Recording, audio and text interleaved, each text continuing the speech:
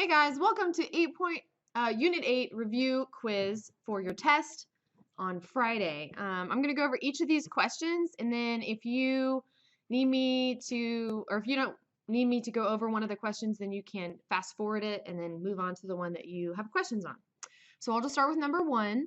It asks us what Avogadro's number or the mole is. So we know from video 8.1 that Avogadro's number stands for 6.02 times 10 to the 23rd, right? That's the number of the mole. It's also called Avogadro's number. So what does this represent? Does it represent a million particles? No, we know it doesn't represent that because a million is not the same as the number I drew on the screen. And then some of y'all might have clicked the molar mass of the elements. The molar mass is the mass, or how much 1 mole of this many objects would weigh. So molar mass uses this number, but it is not actually this number, okay? The answer is going to be answer 3 here. It means this number. Avogadro's number in the mole just means that many particles, okay? We usually use that to refer to atoms and molecules, but it really can refer to any particle. Now, molar mass. What is molar mass? What is that representative of? Well, molar mass means the mass of 1 mole of anything, okay? So the molar mass would be this answer right down here, the mass of 1 mole of a substance, okay? All right, moving on to question 3. It asks us for what is the mass of 1 mole of calcium nitrate. So before I move on, I have to figure out, okay, well, what does this term here mean? What does it stand for? Well, the mass of 1 mole refers to molar mass. Okay, so we're looking for the molar mass of calcium nitrate. So in order to do that, I have to enlarge my screen here. Oh no, what's happening? Okay. Okay, so in order to do this, I have to write the formula for calcium nitrate. So the first thing you do when you write a formula is you first just write the symbols for each of the elements inside of the formula. So calcium symbol is Ca, and then nitrate. Now nitrate, some of y'all might have thought was nitrogen, but it's not nitrogen because it ends in ATE. ATE or ITE, they stand for polyatomics. So if I look on my polyatomic chart, I see nitrate is on here, and nitrate's symbol is NO3. Okay, so this is not the final formula for calcium nitrate. Before I can move on, I have to even out my charges. So I look at calcium, and it's in group 2. Anything in group 2 has a +2 charge. And nitrate, I don't know its charge by like memory. I have to find it on this chart here. If I look at the very top of NO3, there's a dash. That dash stands for -1. So nitrate has a -1 charge and calcium has a +2 charge. So I have to even these charges out to get a neutral compound. So if I add another nitrate, see now, what's my charge for my nitrates? It's now -2. So it will even out the +2 charge from calcium. So since I have 2 nitrates, I have to put a 2 here. Okay, so now I can actually begin calculating the molar mass. So I have 3 different elements here. I have calcium, I have nitrogen, and I have oxygen. I only have 1 calcium, okay? So I find the molar mass for calcium on the periodic table, that's right here, and I look at the very number at the very bottom, and it's 40.078 grams. That's how many grams in 1 mole of calcium. Now, how many nitrogens do I have? Well, it might look like you have 1, okay, because there's not a number right here, but guess what this 2 outside the parentheses stands for? It has to be multiplied by everything in the parentheses. It has to be distributed. So I don't have 1 nitrogen, I actually have 2. So I'm going to multiply 2 times the molar mass of nitrogen, which on the periodic table is 14.007. And then oxygen, I actually have 6 of them because it's 2 times the 3. So I have 6 oxygens. And when I multiply them together, I'm eventually going to add all my oxygens to all my nitrogens to all my calciums. And I get, I don't even know what I get. I'm going to have to put in the calculator. I get 164.086. So that is the answer for this question. All right, next one. Now, I want to point something out to you because I believe in trick questions and I just kind of gave you one. So actually, JK, I'm about to give you a trick question. So hold that thought. I'll come back to it later. Okay, so this is asking for the molar mass of scandium. So molar mass is what we find on the periodic table. So when I go on the periodic table, I look for scandium, and scandium symbol is capital S, lowercase c, and then underneath it, its molar mass is 44.956. So that is my molar mass of scandium. So this is my answer right here. Okay, so now I'm going to lead you to the trick question. Are you ready? Okay, this next question asks you, what is the mass of 1 mole of scandium? We just talked earlier about how this definition, whoops, I don't know what's happening. This definition here represents molar mass. Where do we get molar mass from? We get it from the periodic table, okay? And it's just the number on the periodic table.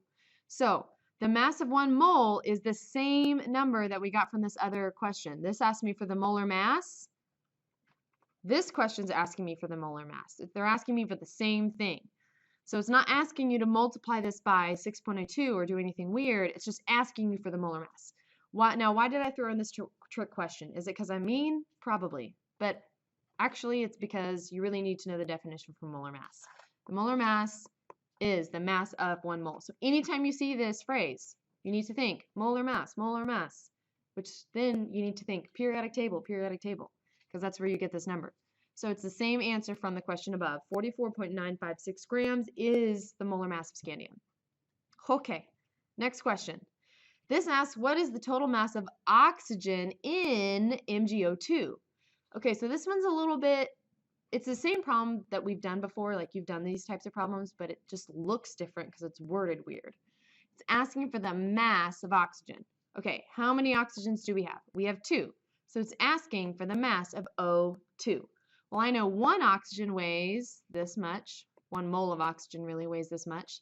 So I'm just going to multiply it by 2, and then my answer is 31.998 when I put that in the calculator. So this is how many grams oxygen is inside of this compound. So all I'm doing is I'm looking at this element that it told me to find, and I'm calculating its mass. So this is your answer. Okay, next one. Which of the following would weigh the most? Okay, we have an atom, a mole, a million, and a gram. Okay, a mole stands for this number.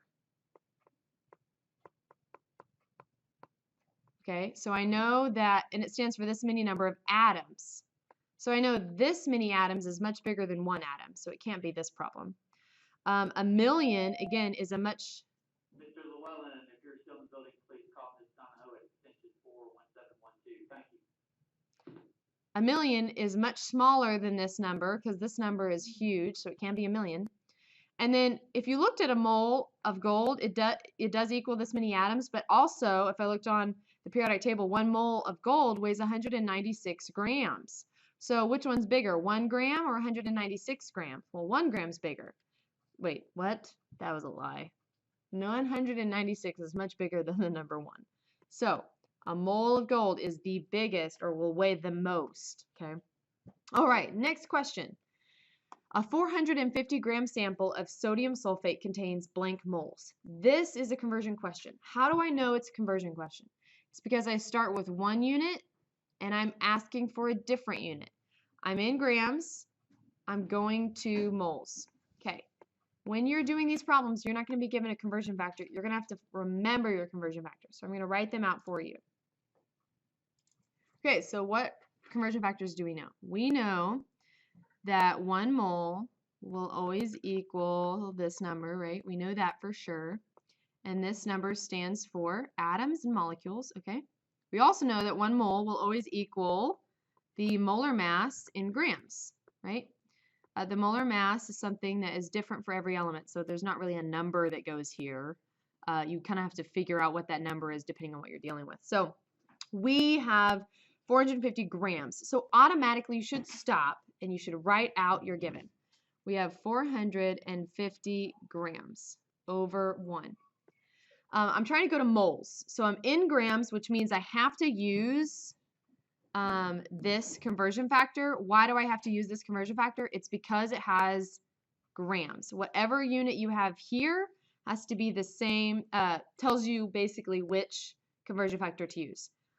So you have to decide which side is going to go on, which side on this fraction. So I have grams up top, so I want this part of the equation to be on the bottom. So I'm going to put question mark grams down here. So my other part of my equation is 1 mole, so that has to go at the top. Okay, so now I ask myself, am I in the right unit? I'm going to cancel out of grams, cancel out of grams. I'm in moles. Is that what I wanted? Yes, I want moles, so I'm done. I don't do another conversion. But what I have to go back and do is I have to go back and write out what number is going to go right there. Okay, I have to write out what number is going to go next to the grams. Well, remember over here I said molar mass always goes next to grams, so I have to find the molar mass of this compound right here, Na2SO4. So I have 2 sodiums, and sodium is 22.990, and add it to, how many sulfurs do I have? I have 1 sulfur, so it's 32.066. I'm going to add it to, how many oxygens do I have? I have 4 oxygens, so it goes 4 times my oxygen number. If I add all these together, I'm going to get a number, which I'm going to calculate right now, so hold on 1 second. Okay, so your answer is 142, so I put that down here next to grams. And then if I multiply at the top, I get 450. If I multiply the bottom, I get 142. And then when I divide them, I end up with 3.17 moles. Okay, so this next this next question is very similar to the one I did up top. Let me erase it so I have some more room. It's asking me, I have what's the mass? So what do you think? What unit do you think it's wanting us to go to? If it says mass, it's probably looking for grams. Okay, and we're in molecules. So here's our given: 9.4 times 10 to the 25th molecules. Okay, over 1. So here are my 2 conversion factors. 1 mole will always equal this many number of atoms and molecules. You also know that 1 mole equals the molar mass in grams. Okay, so since molecules is on top, which conversion factor am I going to use? Well, I have to use the one that has molecules in it. There's molecules right here in this top equation, so I'm going to start off with this one. I'm going to put molecules on bottom so that they can cancel out. So 6.02 times 10 to the 23rd molecules goes on the bottom so that I can cancel. So now that I've used this part of the equation, I have to use the other part, which is 1 mole. So 1 mole is going to go on the top. So now I've used both parts. So now I have one more, I'm in moles. Okay, so sorry, I'm in moles right now, right? But I want to be in grams. So I'm not finished, so I need to keep going. So since I want to go to grams, I'm now going to use my next conversion factor. I'm going to use this one down here because it will take me to grams. So what do I put at the bottom? Well, 1 mole is now at the top, so I want mole on the bottom. So I'm going to use this part of the equation on the bottom, 1 mole. That leaves question marks grams on the top. So the only thing I have to do to solve this problem is figure out this number. What always goes next to the question mark grams? Remember, we memorized it's the molar mass of the compound. Now our compound, we're given a name, not a formula, copper 2 nitrate. So how do I find the formula of copper 2 nitrate to find the molar mass? Well, I have to write the symbols. Copper symbol is Cu, and this 2 means the charge of copper. Nitrate is NO3, and I know that from looking on the periodic table, and its charge is -1. I'm sorry, not periodic table, polyatomic chart, and then its charge is -1 because I look on the polyatomic chart. So these charges aren't even, right? If I add another nitrate, then my charges are even. I have a +2, a -1, and a -1. So I should add 1 copper, right? Copper's charge is 63.5 this has to be distributed by everything on the inside, the 2 does. So I have 2 nitrogens. So that's 2 times the molar mass of nitrogen. I have 6 oxygens, so it's 6 times the molar mass of nitrogen, of oxygen. And so when I add them all together, I should get 187.508, which is going to go right here next to my grams. So if I multiply my numbers on the top, I'll be multiplying 9.4 times 10 to the 25th times 187. And then like you multiply everything on the bottom, so you should get, a top number and a bottom number, and you divide them. And when you do that, I don't know what you get because I haven't put it in my calculator yet. Let me do it. I get 29,286. So this is my answer. B is going to be my answer. Okay, and moving on. Now it's asking at me to do percent by mass or percent composition. Anytime you do percent composition, you do part divided by whole times 100. So which has a greater percentage in this compound? Well, first I have to find my whole, and then I have to find my part. So I have to find percent of magnesium, percent of nitrogen, and percent of oxygen. Okay, so how do I find percent magnesium? Well, I only have 1 magnesium, so I'm going to put the molar mass of 1 magnesium on the top, which is 24.305. Then I have to find the molar mass of my whole compound this whole compound should be on the bottom. So in my calculator, I'm going to do 1 magnesium, which is 24.305. I'm going to add it to, remember this multiplies by everything on the inside, 2 nitrogens, okay? And then I'm going to add that to 6 oxygens, which gives me 148.3. So that's your molar mass of your whole compound. So I'm going to put that at the bottom. Okay. And then I'm going to times that by 100. Now for nitrogen, I have to put nitrogen on the top. Now how many nitrogens do I have? I have 2 times 1 nitrogen, so that's 2 nitrogens, which would be 28.014 on the top. And then I put the same number on the bottom, 148.3 on the bottom. Okay, so I have 6 oxygens, and so my oxygens is going to be 95.994 with the same whole number on the bottom. I multiply all these by 100, and these are the percents you should get. Oxygen, you should get 64.7%. For nitrogen, you should get 18.9%. And magnesium, you should get 16.4%. So which one has the greatest percentage of composition? Oxygen makes up most of the compound by mass. So it's the greatest percent by mass, or greatest percent composition. So oxygen, so either this one or this one's right. But if I look at the percentage, I see that only this one down here has the correct percentage with the correct element. So my answer is going to be the very last one. Okay.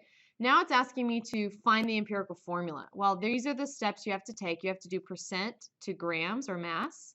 Then you have to do grams to moles. You have to convert. Third is you're going to divide by the small. And the fourth one is multiplying to whole. So I'm given percentages for carbon and hydrogen. So I'm just going to change them to grams. That's the first step. Now I've done the first step. So the second step is going to moles. Anytime you go to moles from grams, you're going to use the conversion factor. 1 mole equals question mark grams. So where does question mark grams go? It should go on the bottom so my grams can cancel out, and 1 mole goes on the top. So question, what goes here? Well, remember, we've always memorized that question mark grams is the molar mass. The molar mass of carbon is 12.011 because we want to find moles of carbon. So I do 75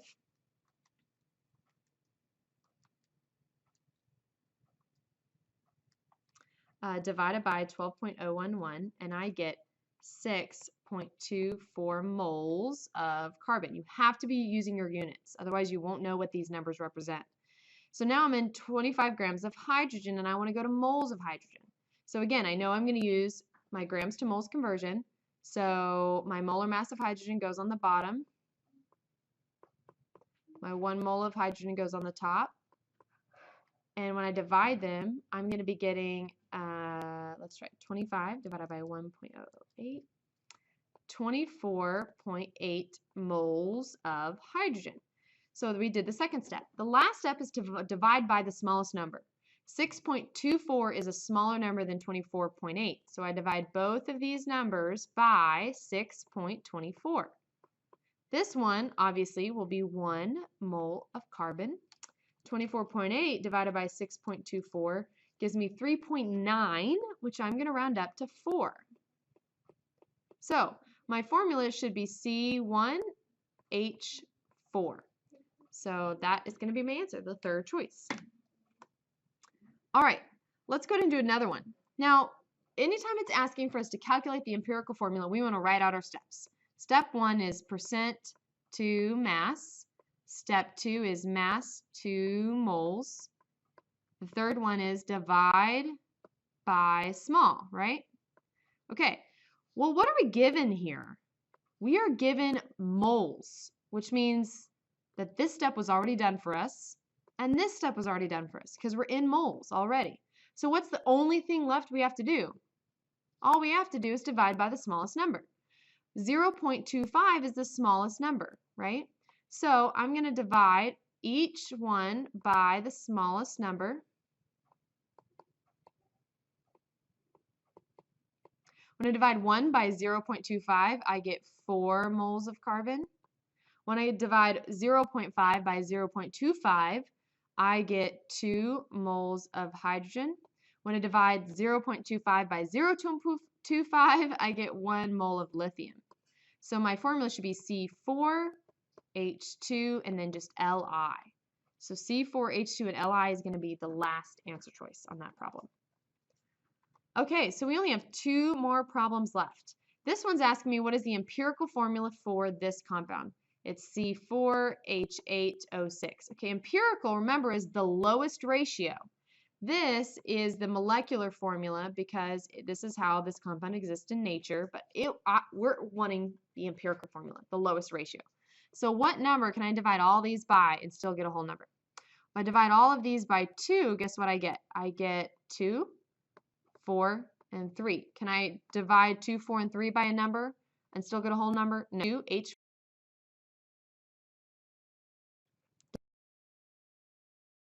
the last answer choice. Man, I have a thing for answer choice D, don't I? Which formula, if people get this far in the video, you know they're going to hear all of this, right? Okay.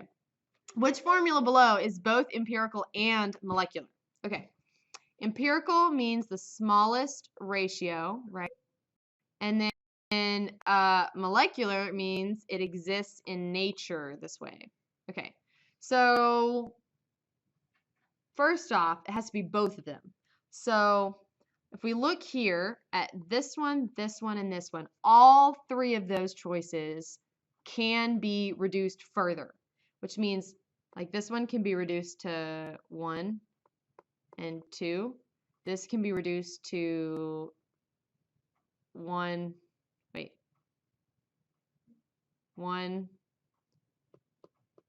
2, and 1. And this can be reduced to 1 and 1.